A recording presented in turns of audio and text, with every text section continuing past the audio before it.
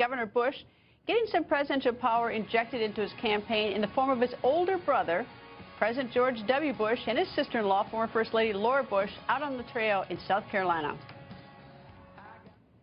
I came here for two reasons. One, because I care deeply about Jeb. And two, because I care deeply about our country.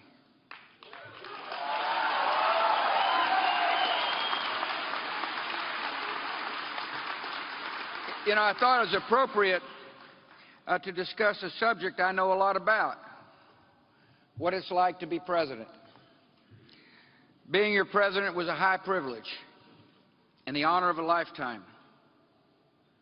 And by the way, if serving as President of the United States makes me a part of the so-called establishment, I proudly carry that label.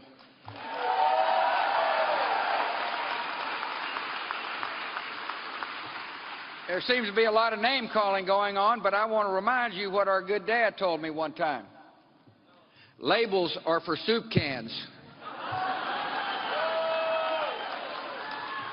The presidency is a serious job that requires sound judgment and good ideas.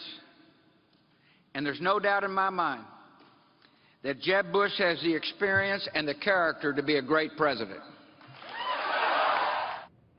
And the on-the-record political panel is back. ABC News political director Rick Klein and from the Weekly Standard, John McCormick. Rick, in the year 2000, that primary, President Bush, who was then Governor Bush, had 54% of the vote over John McCain, 42%. So he's popular, at least in 2000, in South Carolina. It's not 2000 anymore. The word he used, serious. This has been, in so many ways, a non-serious campaign. And the fact that Donald Trump is out there attacking Jeb Bush in such a visceral, almost mean-spirited way on the debate stage tells you how much politics has changed. I mean, this was a big day for former presidents. President Bill Clinton out there on the trail as well. We know how much he helped in New Hampshire, or didn't help Hillary Clinton last week. We'll see what this matters. I think it's a positive for Jeb Bush in the sense that it gets a little more attention to his campaign on this do-or-die week in South Carolina. But I don't know that there's a great affection out there in the Republican Party for the Bushes, that enough to transfer that to Jeb. Well, Donald Trump is speaking now. We're monitoring that in case he says anything. He's at a live event as well in South Carolina. John, the impact of President Bush 43 for his brother. I'm not sure if it helps him that much. You know, I think there is a great affinity out there for George W. Bush, but Republicans are not buying dynasties right now. They don't like the Clinton dynasty. I don't think they want a Bush dynasty. What George W. Bush did do was in this debate on Saturday, when his presence was injected in there, I think it was Donald Trump's worst moment when he was asked about whether he still thought George W. Bush should be impeached. For Donald Trump had said in the past that George W. Bush had lied about weapons of mass destruction to start the war. And he repeated that. He said that they knew that there were no weapons there and they started the war anyway. And listen, you can think the Iraq war was a mistake if you're a Republican, but the idea that George W. Bush deliberately and knowingly lied about weapons to start a war, that's an outrageous slander, and it's nothing short of left-wing frothing at the mouth lunacy. I really do believe that, and I think that was just a terrible, terrible moment for Donald Trump in his campaign. And I'm going to throw President Bush 43 under the bus. He did say, I was monitoring what he was saying, he said that the voters should vote for the candidate with the most opinionated mother. And his brother Jeb laughed as well, which probably was horribly dangerous, but they always teased their mother.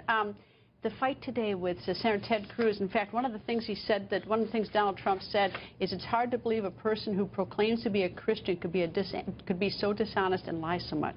Just so personal. I mean, this isn't about policy anymore when you start talking about this. And the biggest liar he's ever met in his life. Look, if Trump wins South Carolina, if he wins the nomination, he will have done it by breaking down the Republican Party to little pieces and building it back. It won't be because he won over voters in some way. He has smashed every rule, every convention along the way, and if he does it, he'll have to overcome a lot of serious candidates with a lot of experience, like Senator Cruz, like Governor Bush. John, so far we expect, at least he's leading in the polls in South Carolina, Donald Trump.